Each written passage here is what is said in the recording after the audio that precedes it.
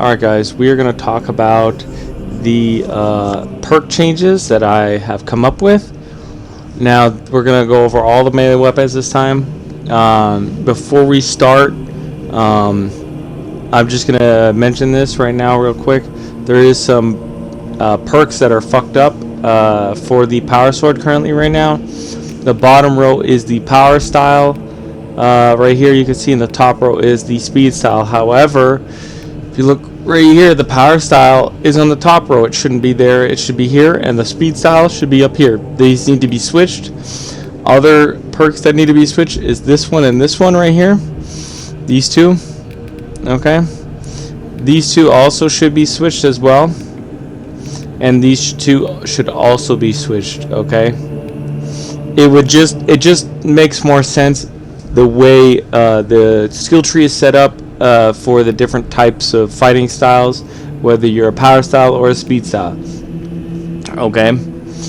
Now, on to the perk changes. Okay. So we're gonna change the Extremist Slayer in the Minority Slayer. We're gonna get rid of Minority Slayer. Okay. This is going to be replaced with something else, and Extremist Slayer is going to be combined with Minoris and Majoris Slayer, okay, into one perk called the Minion Slayer. So the Minion Slayer is going to give you a 10% damage to Majoris and a 20% damage to Minoris enemy right here. This is the Minion Slayer. Okay. And then you're going to replace Minoris Slayer with Perpetual Onslaught. That's what the perk's going to be called. Power style combo attacks increase enemy damage taken by 5% up to 20% for 2 seconds. And this goes if you have, it'll only go up to 20% if you have this combo lengthening increase, okay, because it's only 5% each hit. So, and yeah, so that's how it works. And then for replace Majoris Slayer with new perk Big Game Hunter, and it combines Extremis and Terminus perks together in one. And you remove Terminus Slayer and replace it with a new perk called Repelling Blows. It's a speed style combo attack that decreases enemy damage by 5% up to 25% for 2 seconds. So it's basically the opposite. So this one makes them take more damage, this one makes them do less damage. A little bit more, up to 25%, since you have 5 combos. So this would be the perk changes I would change for the power sword, just to make it, you know, better, and not just adding in like basic perks like, oh, it's Majoris and Minoris and stuff like that. Make it a little more interesting, you know. So yeah, sorry about that, I accidentally pressed play on my other computer. So now the Power Fist. So we got where is it? Majoris Slayer. We're gonna replace Majoris Slayer with a new perk called Majoris Cannon. Each Majoris level enemy killed with Cannon Punch increases damage to Majoris level enemies by 10% for each one killed for 10 seconds. Cooldown 30 seconds. And it's basically the opposite, or the same thing, with Minoris Slayer. It's going to be called Minoris Cannon.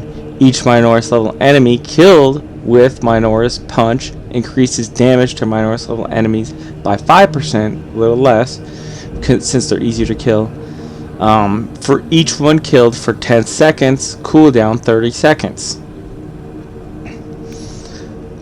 And then you have, there might be a cap to this, maybe like a cap of 50%.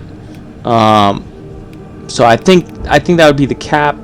So you'd need to kill 10 Minoris enemies or 5 Majoras. Hell, you could even maybe lower the damage for Minoris, you know, a little less, maybe 2.5% or something like that. But I think 10 Minoris enemies is not too bad. And that's it for the Power Fist. Now on to the Chainsword. So the Chainsword, I'm not sure if I mentioned this, but all perpetual strength is going to be increased from 5% to 10%. All of it. Then we're gonna make. Then we're going back to Chainsword. So perpetual strength, 5% to 10%. So these are the ones right here, and I think these aren't perpetual strength. No. Okay. Hold on one sec. Someone's calling me.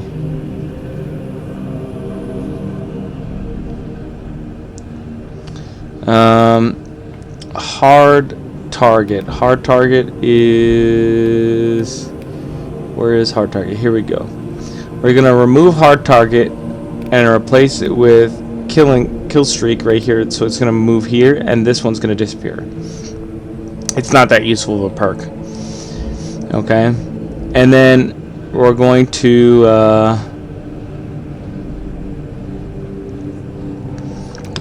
remove Extremist Slayer. And then we're going to replace it with a new perk called Hard Throttle. Landing a fully charged full throttle makes you not lose control upon taking heavy hits and cannot be knocked back for 10 seconds. Cooldown 15 seconds. It's basically this kill streak for this perk tree, but it only works if you land a fully charged full throttle.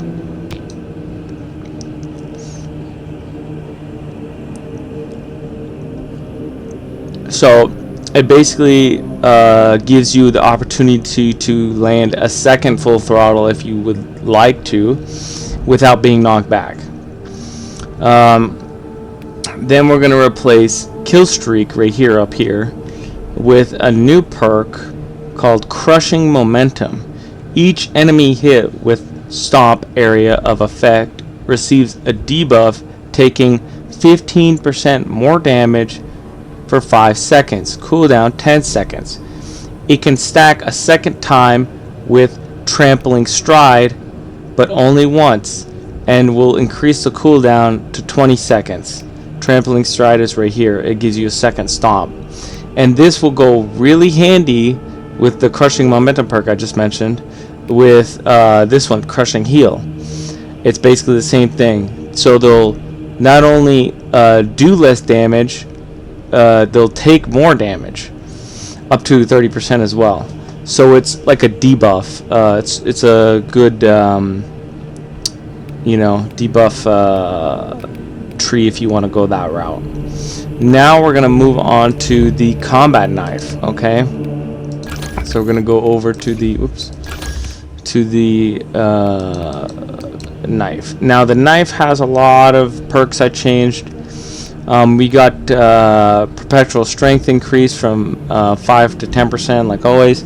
Now this perk right here, Shadow Stab, it will have a new effect, which, if invisible, increases damage by an additional 100%.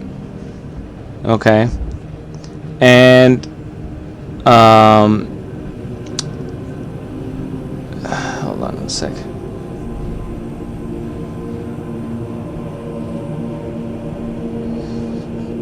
Okay, and then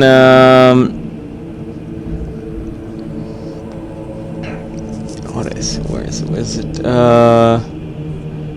Hard target. Where's hard target? That's not hard target.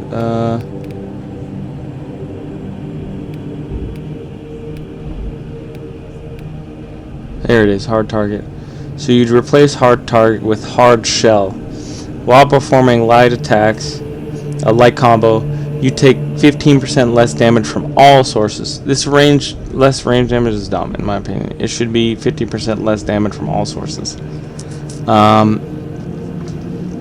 And then replace Extremist Slayer with a new perk called Trophy Hunter. Landing the first attack on an enemy deals 200% more damage. And then this one above here would be replacing Terminus Slayer with a new perk called Assassin's Touch. Attacks from behind deal 100% more damage. So this would be really useful, but it'd also be really hard to pull off because most enemies you're not going to be able to attack from behind. But for, let's say, like a Terminus enemy, you might be able to land some attacks from behind, and it will be really useful. And it'll be even better for like a sniper class, for example. But you can still attack some enemies from behind once in a while, and it's going to be really useful. I think it's a really good perk. And it also balances out because it's hard to hit someone from behind, you know. And now replace Killing Streak with Killing Spree. After killing 10 enemies in rapid succession with a light combo, you do not lose control upon taking heavy damage or heavy hits and cannot be knocked back for 5 seconds. Cooldown is 10 seconds. However, it will add an additional 5 seconds for each higher threat level enemy you kill. So if you kill a Majoris enemy in those 10 enemies, it'll increase from 5 to 10. If it's an Extremist, it'll go from 5 to 15. If it's a Terminus, it'll go 5 to 20. But it'll also increase the cooldown as well, to balance it out a little bit. And then now you have the Thunder Hammer, which is the last one. Thunder Hammer. Alright. So Thunder Hammer perpetual strength increased from 5 to 10%. Like I said. There is also a perk here called Calm Before the Storm. Like I said, changes it from less damage for range to all damage. Then you have change Minotaur Slayer. Minotaur Slayer is here to Minotaur's target. Killing Minotaur's enemies restores 1% ability recharge and increases damage to Minotaur's enemies for 20% for 4 seconds. So you have to actively kill a Minotaur's enemy to get the Minotaur's damage to activate, which isn't really a big deal, and it also gives you a 1% ability recharge, which is the sacrifice for not having it constantly active, which I think is a good trade-off. And then it's basically going to be the same thing with Majoris Slayer. It's going to be Majoris Target, or you could call it Majoris Targeting, which killing Majoris level enemies restores 5% ability recharge and increases Majoris damage to enemies by 10% for 4 seconds. There is no cooldown on it. It just needs to refresh whenever you kill an enemy. And yeah, that's it. Those are all of the melee weapon perks that I redid basically, and I think those perks are gonna help out the just like making, because a lot of these perks that I came up with, they're all really specific to the fighting style and the weapon itself, on how it functions. I thought really hard about how to make those perks really work for the weapon and not just give it some generic shit that's just you can slap on any weapon. I wanted something different, I wanted something unique, and I wanted something that stood out, that actually really benefited the player who used those weapons in specific ways. And I think all those perks do all those things and satisfy all those requirements. And I think if these perks were to be implemented, sure, they would probably make them a lot more powerful. Not a huge amount, to be honest, but a little bit more powerful.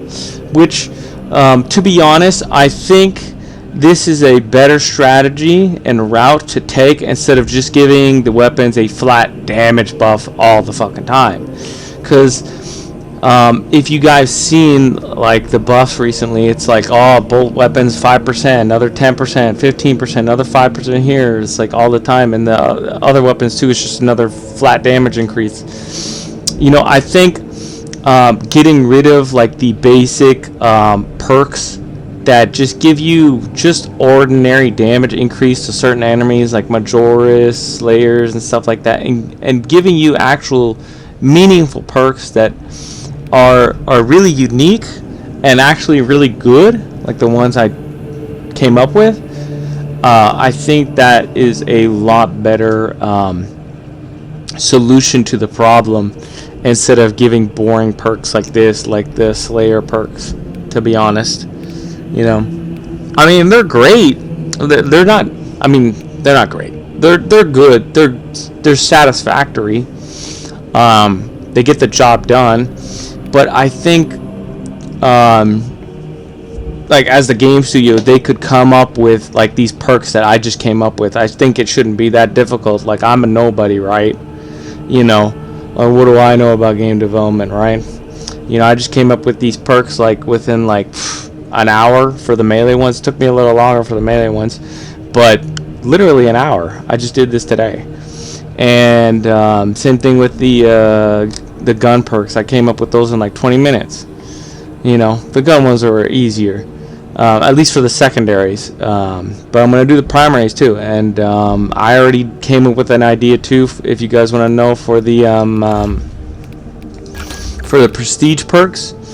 And I'll do a video on that for all the classes. But just to give you an idea, is basically depending on which slot you put the perk in. There's another game that did something just like this. I don't remember what game it was. But depending, you have all these different perks, and depending on which perk you put the slot in, it would become more powerful. So you could pick and choose which perk you wanted to become more powerful and which ones you wanted to be less powerful, you know. And I think that provided more build diversity with those perks, and I think this would help this game out a lot more. I think it would be more interesting. I think it would just be a better system for the prestige class perks in general to have them like that. And they would basically go like, let's say for example, like the fortitude one. This one at level 1 it would be 10%. At level 2 it'd be 15. Then it'd be 20. Then 25 at max level for a 25% health increase, which is not a huge amount. But you know, you got to think about it like, oh well, that's a lot, but all the perks right here, they're going to have to be lowered. They're going to have to be weaker because they're a tier 1 perk, not a tier 4 perk. So it balances it out, you know. And I think that's a much more healthier way to do the prestige class perk system, in my opinion. And I'll get to that eventually. The next thing I'm gonna do is I'm gonna do the primary weapons, and then after that I'm gonna do the prestige perks, and then after that I'll recheck all the perks here for all the classes, and then I'll do the new gun, the Inferno pistol, last probably. Because I haven't used it yet. But yeah, that's about it for the video. Thanks for watching. Hope you guys enjoy my opinions on changing the perks.